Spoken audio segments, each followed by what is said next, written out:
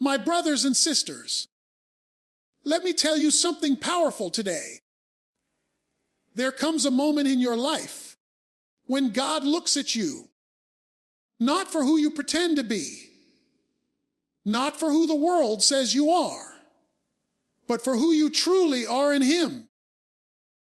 And when He looks at you with those eyes of eternity, He sees one thing, His chosen one. You've been tested, you've been pressed, you've been stretched, and yet you're still standing. That means one thing: you passed. And because you passed, it's time for God to reveal to you the truth about who you are, why you were chosen, and what's waiting for you on the other side of obedience. When we hear the phrase, God's chosen, many of us instinctively equate it with a life of ease, blessing, and constant favor in the sense the world understands favor. We assume that if we are chosen, doors will always swing open without resistance. People will always celebrate us, and our journey will be smooth. But that is not the reality of being chosen by God. Being chosen is less about comfort and more about being set apart. To be chosen is to be singled out for a divine assignment, and that often means walking a path that others may never fully understand. It is not about fitting in. It is about standing out, even when standing out feels lonely. God sets His chosen ones apart not because He wants them to suffer, but because their lives carry a weight of purpose that cannot be fulfilled in the crowd. When God sets you apart, He often removes the very things that would keep you tied to the ordinary. That may look like doors closing when you expected them to open. It may look like friendships fading that you thought would last forever. It may even look like seasons of rejection or misunderstanding, where people do not see the value in you that God already placed there. This can feel like isolation, but in truth, it is preparation. God cannot elevate what He has not separated. Think of it like a refiner separating gold from the impurities that cling to it. The process requires heat and discomfort, but the end result is something pure, valuable, and unshakable. Joseph's life is one of the clearest examples of this truth. Chosen in his father's house, he received a dream from God that painted a picture of greatness. Yet the very dream that confirmed his chosen status became the reason his brothers despised him. Instead of applause, Joseph found himself in a pit, betrayed by those closest to him. From the pit, he was sold into slavery, and from slavery, unjustly thrown into prison. By all human standards, nothing about Joseph's life looked favored. But in reality, every pit and every prison was evidence that God had set him apart. Had Joseph remained comfortable in his father's house, he never would have made it to Pharaoh's palace. The discomfort was the vehicle that carried him into his destiny. This principle reminds us that being chosen is not about fitting into the mold society creates. You are not supposed to blend in. If you are called to blaze a new trail, you may look around and wonder why others seem to have it easier, while your path feels heavier. But the weight you carry is proof of the calling you have. The reason you cannot walk like everyone else is because your assignment is different. A soldier in training cannot live like a civilian. While others are free to rest, he is being pushed, tested, and prepared because his life requires a higher standard of discipline. In the same way, your set-apart journey requires things others may never have to endure, but it is equipping you for what others may never get to experience. An excellent example of this comes from the life of a young woman I once read about who had a strong calling to start an outreach ministry. While her peers were busy building careers, social lives, and enjoying worldly opportunities, she kept encountering closed doors in areas that others seemed to succeed easily. Jobs didn't last, friendships didn't remain steady, and at times she felt like she was being left behind. But instead of giving up, she stayed close to God, even through tears and seasons of confusion. Years later, the very disappointments that once hurt her positioned her perfectly to build her ministry. The people she now served, broken, rejected, and hurting, related to her story because she had walked through rejection and hurt herself. If she had lived in comfort, she never would have carried the authenticity that drew others to her. Her being set apart was not punishment. It was preparation. So, when you find yourself in seasons where nothing feels comfortable, when you are misunderstood, or when you are excluded from circles you thought you belonged in, don't mistake it for abandonment. It is the fingerprint of God marking you as His chosen. It is the separation before the elevation. Just as Joseph had to go through the pit and the prison to reach the palace, so too must you embrace the discomfort as part of the process. The fact that you do not fit everywhere is not your weakness. It is your confirmation. You are chosen, and chosen people are always set apart. When we look at the struggles and challenges that confront us, it is easy to misinterpret them as signs that we have done something wrong, that God has turned His back on us, or that we are being punished. The weight of trials can feel so heavy that we begin to question why God would allow us to walk through such difficulty if He truly loves us. But here is the truth that we must embrace deep in our hearts. The tests we face are not punishments. They are promotions in disguise. Every trial has a purpose. Every hardship carries a hidden lesson, and every storm is designed to refine us into the people God has called us to be. Tests are not about breaking us down.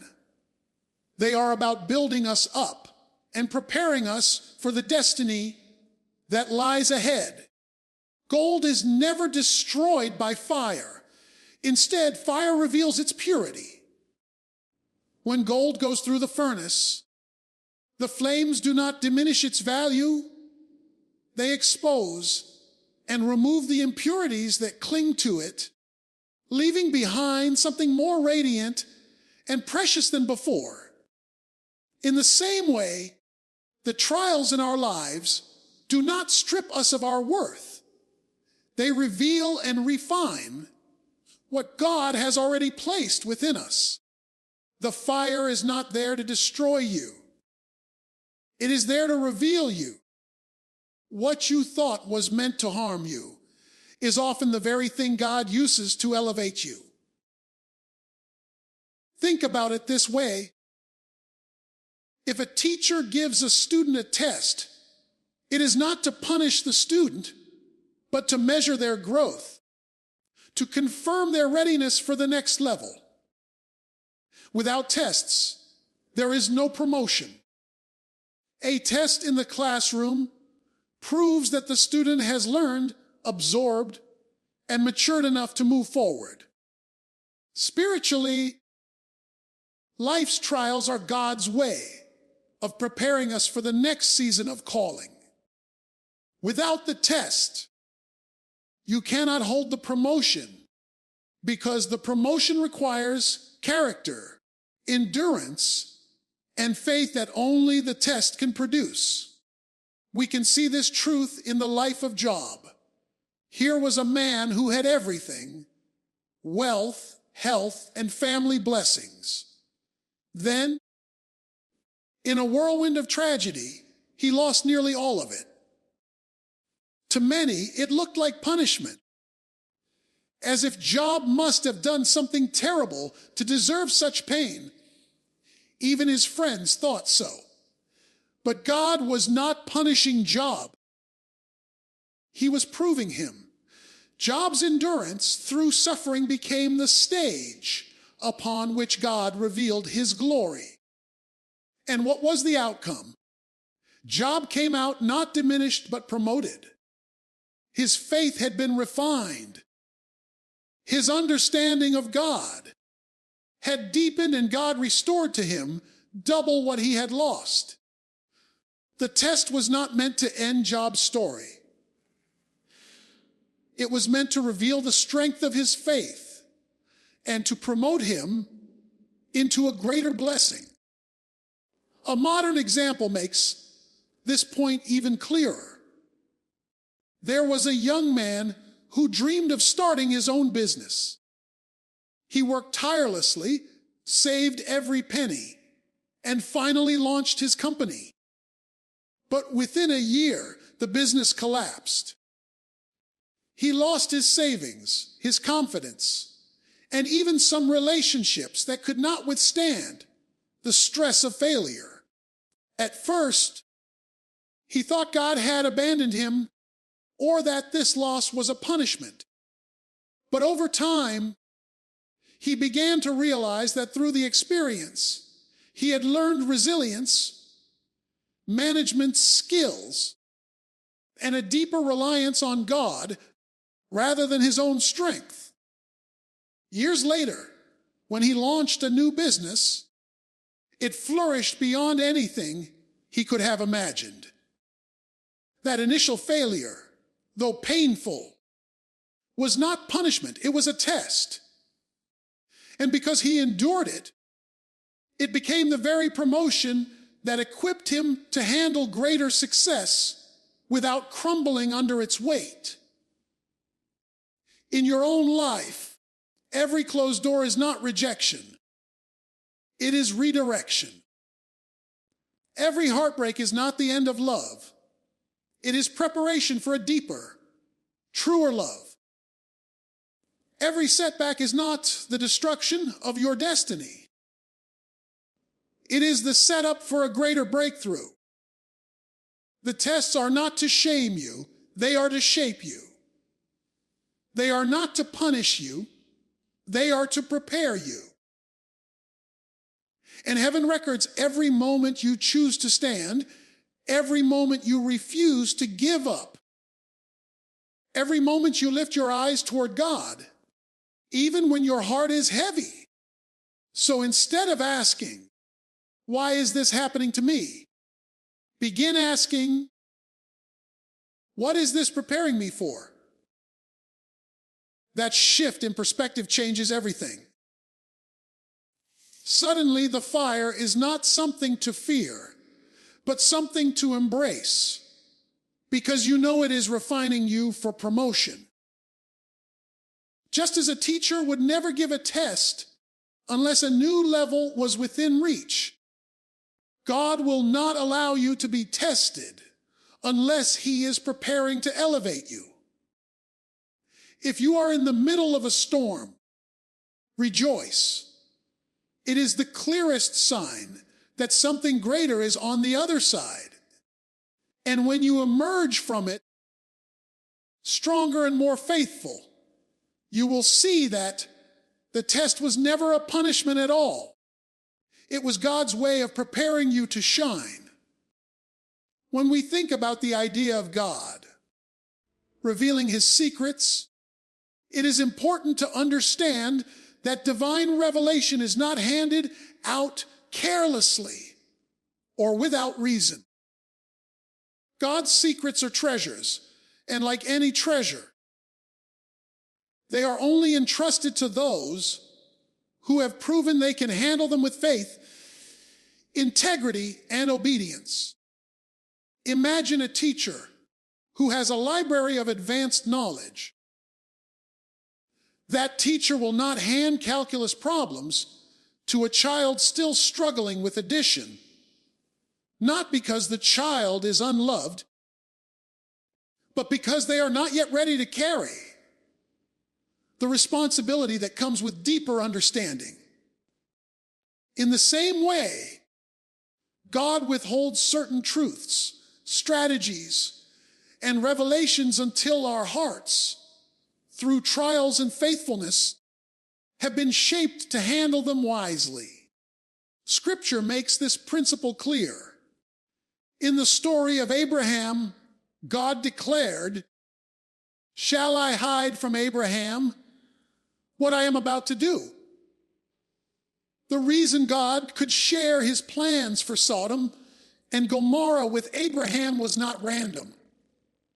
It was because Abraham had already walked a path of obedience. He left his homeland when God called him, even without knowing where he was going. He trusted the promise of a child, even when his body and Sarah's womb seemed dead. His life had proven his faithfulness. Because of this, God entrusted him with insider knowledge, allowing him to stand in the gap in prayer for others. God's secrets are reserved for those who have demonstrated that they will not abandon him when things are uncertain. Those who will trust him even in the dark.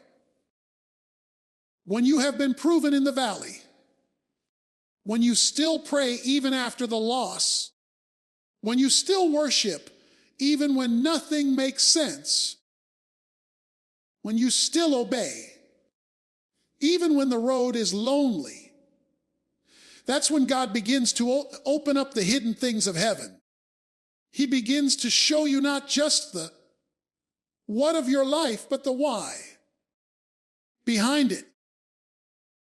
Many people want the why without walking through the proving ground. But without the proving, the revelation would either overwhelm us, puff us up with pride, or cause us to mishandle what is holy. God's timing ensures that when he does reveal something, you are ready to carry it with humility and purpose. This principle can be seen vividly in the life of Daniel. In Babylon, Daniel set himself apart by refusing to defile himself with the king's food. His obedience in something small proved his faithfulness to God. Later, when Nebuchadnezzar had a troubling dream that no one could interpret, God entrusted Daniel with the revelation of the dream. Daniel not only described the dream, but also interpreted its meaning. That secret, hidden from magicians and scholars, was revealed to Daniel because he had already proven his loyalty to God in private moments of obedience.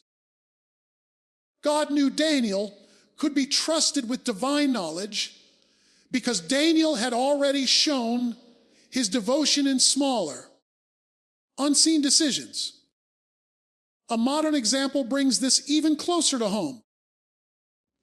A man once shared how he had long prayed for clarity about his life's purpose. He wanted God to reveal the big picture of his destiny. For years, no answer came. Instead, life seemed to offer him only struggles, a difficult job that barely paid the bills, a family situation that tested his patience, and friendships that often disappointed him.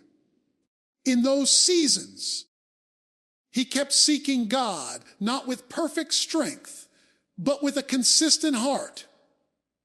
He learned to lean on God daily, to trust Him when nothing made sense. Years later, when a new opportunity opened to start a non-profit organization serving underprivileged youth, the clarity he had long prayed for suddenly came rushing in. God began to give him strategies, insights, and vision far beyond what he had studied or imagined. Looking back, he realized why God had delayed the revelation. The years of struggle had proven his heart, strengthened his faith, and prepared him to steward the vision without pride or fear. The secrets of heaven were entrusted to him only when he had shown that he would use them for God's glory, not for his own. This is the pattern. God does not reveal secrets to the casual or the half-hearted. He reveals them to those who endure, those who stay, those who prove through fire that their allegiance is unshakable. That is why you cannot despise your proving ground.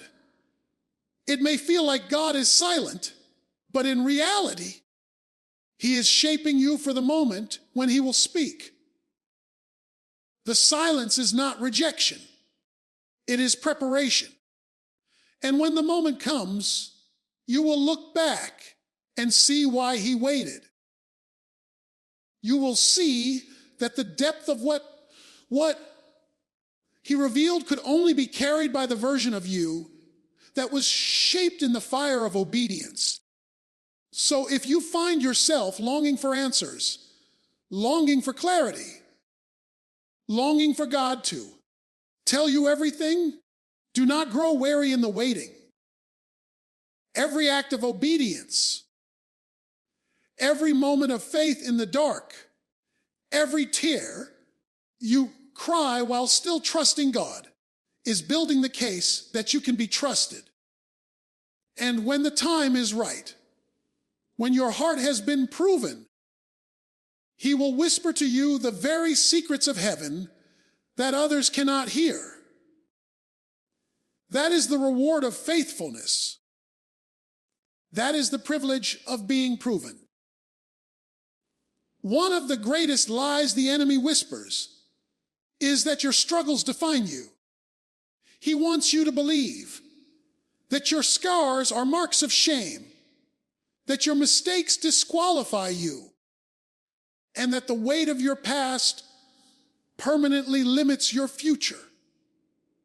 But the truth is far different. God does not measure you by the size of your battle. He measures you by the identity He placed in you before the battle even began. Your identity is greater than your struggle because who you are in God cannot be reduced to what you went through. You are not the addiction you overcame.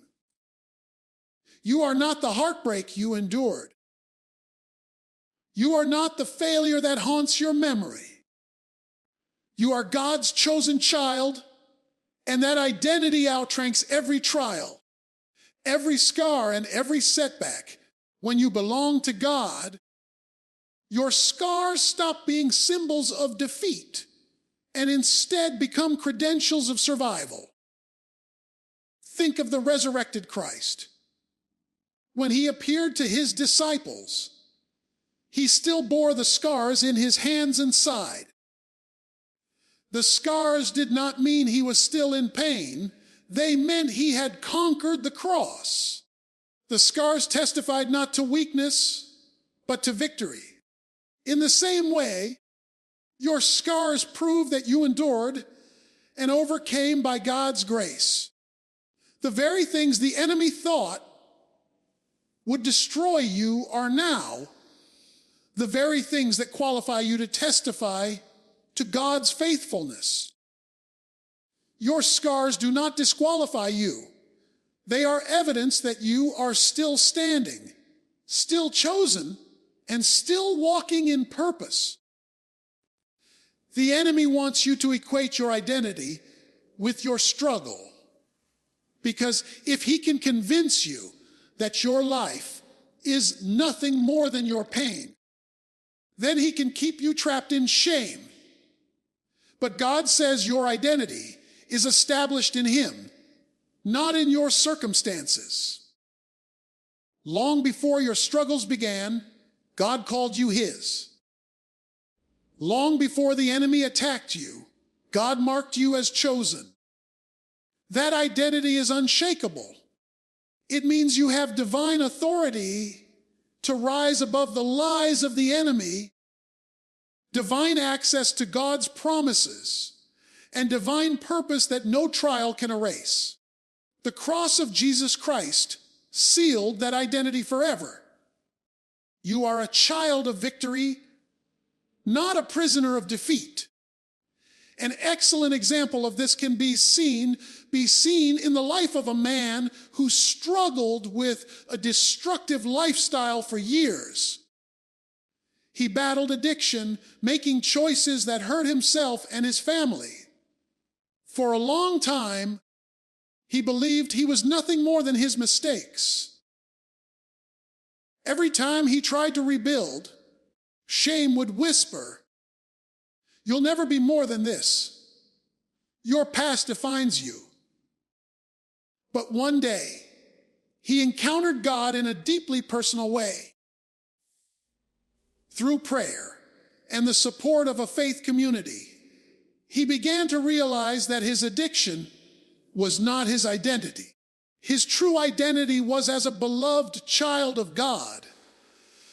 That revelation gave him the courage to fight for freedom.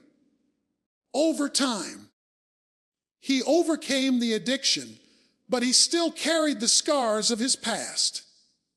Memories of bad decisions, fractured relationships, and years lost. At first, he wanted to hide those scars, but eventually he realized that they were his credentials. Today, he runs a recovery ministry where he helps others break free from the same struggles he once endured. When people hear his story, they don't see disqualification, they see hope. His scars became his testimony, proof that identity in Christ is always greater than any struggle. The same truth applies to you. Whatever battle you have faced, however heavy the scars you carry, they are not the sum of who you are. You are bigger than the fight because you belong to the one who has already won the war. Jesus declared on the cross, "It is finished." That victory became your inheritance. That means the battles you fight are fought from a place of victory, not for victory. Even when you are wounded, you are still a victor in Christ. Even when you fall, grace picks you up and reaffirms your identity. This is why it is so important not to let the enemy reduce you to your past or your pain. If you believe the lie that your mistakes define you, you will live beneath your calling. But when you embrace the truth that your identity in Christ outweighs any struggle, you begin to live boldly, walk confidently, and shine as the testimony God designed you to be. You stop hiding your scars and start using them as tools to help others see that survival is possible. So the next time shame tries to tell you that you are your struggle, Remember this, your identity is sealed in heaven, not written in your scars. Your scars are not chains. They are medals of honor that declare you survived what was sent to destroy you. You carry divine authority because you are chosen, divine access because you are redeemed, and divine purpose because you are called. Nothing the enemy throws at you can undo what God has already spoken over you. You are not your failure. You are not your mistake. And you are not your battle. You are chosen. And that identity will always be greater than any struggle you face. There comes a moment when God opens your eyes and reveals who you really are in Him. For years, you may have been praying, searching, wondering why life has felt so heavy or why your path has looked so different. Then suddenly through experience, confirmation, and revelation, you realize the truth. You are chosen, called, and equipped for something greater. That awareness is not given so you can rest comfortably or keep the revelation to yourself. God never reveals identity without expecting action. Once you know who you are, it becomes your responsibility to walk boldly in the destiny that God has laid before you. To hesitate is to delay the very purpose you were created for, and to step forward is to align with the divine plan heaven has been waiting to release through your life. Destiny requires courage. It is easy to remain where things feel familiar, but destiny is never fulfilled in comfort zones. When God reveals your identity as His chosen one, it is His way of saying, you are ready. Ready does not mean you will feel fearless or that all the details will make sense. Ready means that God has refined you enough to carry the weight of the calling He placed on you. Many people stay trapped at the threshold of destiny because they wait to feel qualified before they act. But God does not call the qualified. He qualifies the called. The boldness to walk forward does not come from your own strength, but from the assurance that God's hand is on your life. Walking in destiny also means recognizing that you are not called for yourself alone. You are an answer to someone else's prayer. That family member who is crying out for help may find their breakthrough because you chose to live your calling. That young person searching for guidance may discover their purpose because your story gave them hope. Destiny is never selfish. It always flows outward to impact others. Your obedience becomes the bridge God uses to bless, heal, and uplift those around you. When you hide from destiny, others remain in darkness. But when you step into it boldly, you become the light God intended. This is why Scripture tells us that creation itself waits for the children of God to be revealed. The world is groaning, longing for people to rise up and live as God designed them. When you embrace your identity and walk in your assignment, everything around you begins to shift. Doors that once seemed locked swing open. Opportunities begin to align. People begin to recognize the authority in your words and actions. You stop merely existing and start living with purpose. Walking boldly means you are no longer driven by fear or doubt, but by faith that God has already gone ahead of you. A powerful example of this truth can be seen in the story of Esther. She was a young Jewish woman who, against all odds, became queen in a foreign land. At first, she may not have fully understood why she was placed in such a position. But when her people faced destruction, the revelation came. She was chosen for such a time as this. Esther could have remained silent, hiding behind her crown and comfort. But once she realized her identity and her assignment, she chose to step forward in courage, even though it could have cost her life. Her boldness not only saved her people, but also revealed God's faithfulness. Esther's story reminds us that destiny is never about personal elevation. It is about being positioned to bring deliverance, hope, and change to others. In a modern sense, I recall the story of a teacher who, after years of struggle and doubt, finally embraced her calling to work with children from broken homes.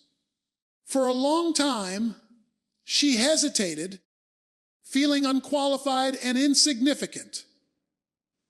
But when she stopped doubting and stepped boldly into her role, her classroom became more than a place of learning. It became a place of healing. Students who had given up on themselves began to dream again because she chose to walk in her destiny. Her life shows that destiny is not always about standing on a stage or leading a nation. It is about being faithful to the assignment God places in your hands and doing it boldly. When God reveals who you are, hesitation becomes disobedience. The time for doubt ends when revelation comes. God does not speak to confirm your comfort, but to ignite your courage.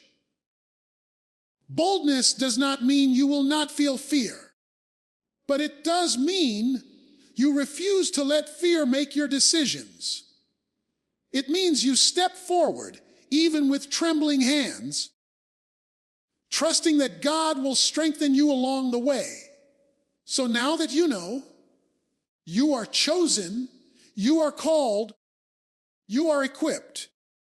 It is time to walk boldly in destiny. Stop questioning if you are enough. Stop waiting for perfect conditions. Stop shrinking back when the world needs what God has placed in you. Everything in creation is waiting for you to show up, not as who you used to be, but as who God says you are. Destiny is calling, and boldness is your response. Now hear me. Being chosen is not about pride. It's about responsibility. It's about stewardship. It's about carrying the presence of God into places where others only see problems and declaring solutions. It's about standing strong when others bow. It's about knowing that the God who called you has already equipped you. So let me close with this. God's chosen ones, you passed. Don't minimize it. Don't apologize for it. You endured what others couldn't handle. You survived what was designed to take you out. And now you're still here. That's victory. That's favor. That's proof of your calling. And now it's time. Time for you to step into the fullness of what God has been holding back until you were ready. Time for you to walk in the authority that has always been yours.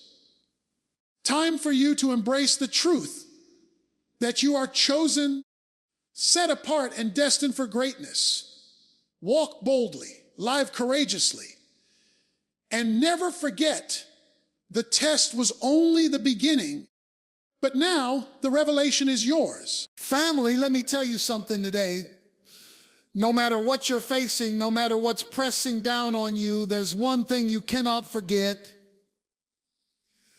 You are living under the gracious hand of God. His hand is not weak. His hand is not absent, and his hand is never late. The same hand that created the heavens and the earth is the same hand that holds your life together right now. You may feel overwhelmed, but his hand is over you. You may feel forgotten, but his hand is guiding you. You may feel empty, but his hand is providing for you.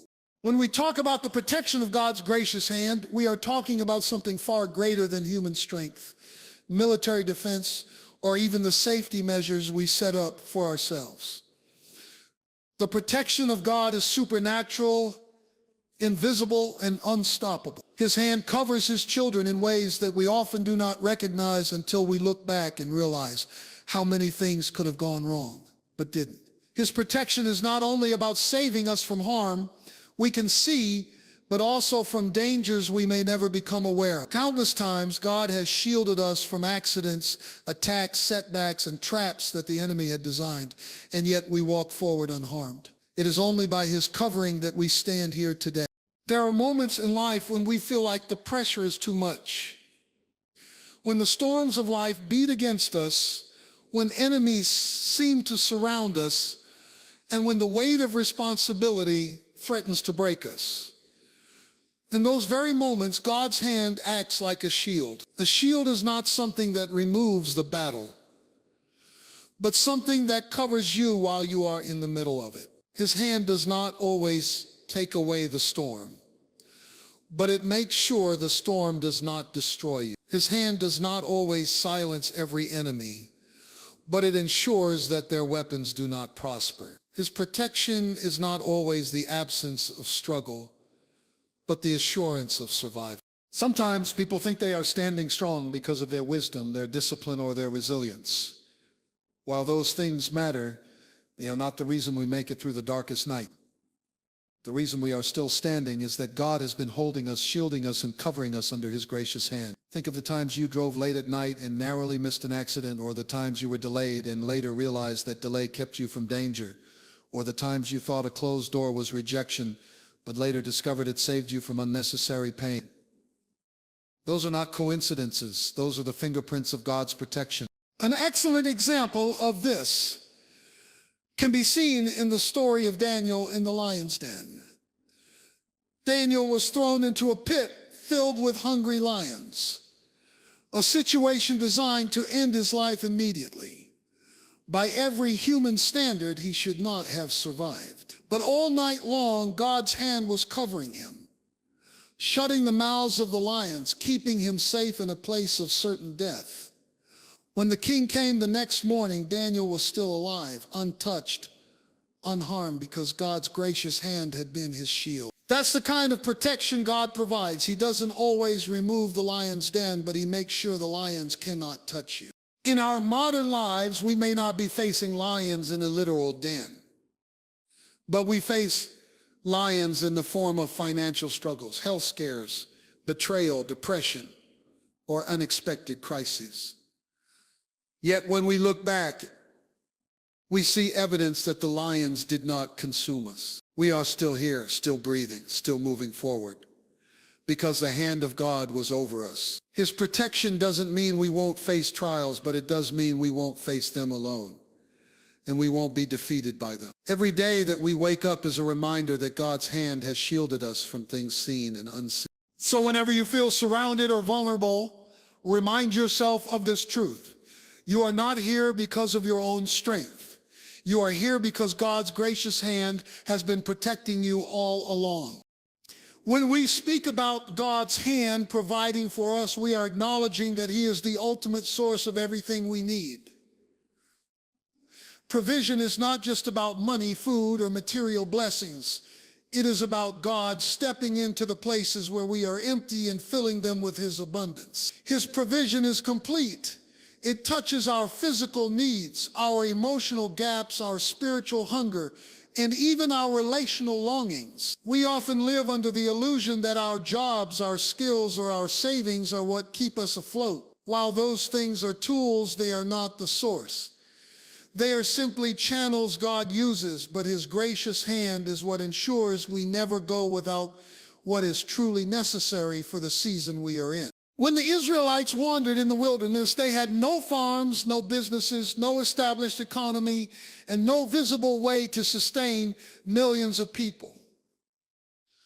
Yet every single day, God's hand provided manna from heaven and water from a rock. He did not give them a warehouse of food for years. Instead, he gave them daily bread to remind them that provision comes from him, not from stockpiles. This shows us that sometimes God's provision does not come in the way we expect or on the timeline we prefer, but it always arrives exactly when we need it. His hand is never late, never insufficient, and never weak.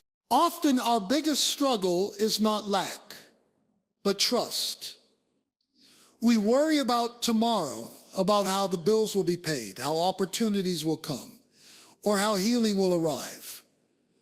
We stress over what we don't see, forgetting that the same God who has carried us this far has no intention of abandoning us now. Worry magnifies the problem, but faith magnifies the provider. God's hand knows how to place exactly what you need into your life, even if he has to use the most unlikely sources to do it. Provision is not limited by human systems or by what we think is possible. He can use a friend, a stranger, or even a closed door to lead us into greater supply than we imagine. Think of Elijah during the famine. There was no rain, no crops, and resources were drying up everywhere. Yet God instructed Elijah to go to a brook, and there he sent ravens to deliver bread and meat to him. Every morning and evening, when the brook dried up, God led him to a widow who, though poor, became a vessel of miraculous provision. This reminds us that God's hand is not bound by circumstances. When one source dries up, his hand opens another. His provision is not dependent on what you see, but on who he is. A short, modern example of this truth could be seen in a single mother struggling to provide for her children. Imagine her working long hours, sometimes unsure of how she will put dinner on the table.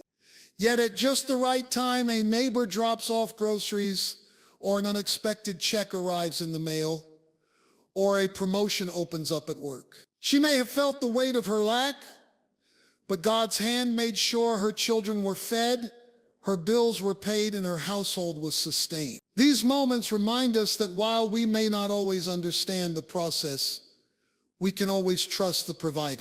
God's hand providing for you means that you don't have to live in constant fear of running out. He may not always give you what you want, but he will always give you what you need. His supply is sufficient for today, and his promises guarantee hope for tomorrow. And you truly trust his hand, you stop panicking about scarcity and start resting in the assurance that you will never be forsaken. Provision is not about having everything, but about having enough, because the God who loves you has already made a way. When we speak about the guiding hand of God, we are talking about one of the most comforting truths in the life of a believer. Life is full of twists, turns, and unexpected detours. Often we set plans, chart our own courses, and expect everything to move in a straight line. But the reality is that nothing about life is that predictable. There are moments when we feel lost, moments when doors slam shut in our faces, and moments when paths we thought were guaranteed suddenly vanish. It is in those times that we must remember God's hand is never confused, never absent, and never misdirected. What may look like a dead end to us could very well be the exact route God is using to bring us into his perfect plan. The guiding hand of God is not just about pointing the way, it's about personally leading us step by step. Unlike a map that only gives direction, his hand is like a shepherd leading his sheep. He goes before us, clearing obstacles we cannot see, blocking roads that would harm us and opening paths that we didn't know existed. This is why the closed doors in our lives are just as important as the open ones. Sometimes we cry and complain over an opportunity that didn't work out or a plan that didn't unfold the way we wanted. But if we could see what God saw, we would thank him for his protection. The same hand that opens doors no one can shut is the same hand that shuts doors no one can open. Both are acts of grace. Guidance from God does not always make sense in the moment. It can feel frustrating when he tells us wait instead of go, or no instead of yes. But his perspective is higher than ours. He sees the full picture from beginning to end, while we only see the next step. To trust his guidance is to rest in the assurance that even when we don't understand the path, we can trust the hand that is leading us along it. His guidance is not only about reaching a destination, but about shaping us into the kind of people who can handle what he has prepared. An excellent example of God's guiding hand is found in the story of Joseph. As a young man, Joseph dreamed of greatness. Yet instead of going straight to the palace, he was betrayed by his brothers, sold into slavery, falsely accused, and thrown into prison. To Joseph, those events must have felt like detours, painful, confusing, and unfair. But through it all, God's hand was guiding him. Each closed door was setting him up for a bigger open door. Had Joseph not been sold into Egypt, he would never have been in position to interpret Pharaoh's dream. Had he not been thrown into prison, he might never have crossed paths with the cupbearer who later opened the door to Pharaoh's court. What looked like detours were actually divine directions. In the end, Joseph rose to power and saved not only Egypt, but also his own family from famine. Looking back, Joseph was able to say to his brothers, "You meant evil against me, but God meant it for good." That is the guiding hand of God, turning what seems like missteps into the exact steps that lead to purpose. The same truth applies in our own lives. Perhaps you didn't get the job you prayed for, the relationship you hoped for, or the outcome you expected. At the time, it may feel like rejection, but in reality, it could be God's redirection. His hand is guiding you away from what could harm you and steering you toward what will bless you. The challenge is not to always understand the plan, but to trust the planner. When you realize his hand is guiding you, you no longer panic over detours because you know every step is divinely ordered. When life has a way of knocking us down, it often leaves us feeling like we may never rise again.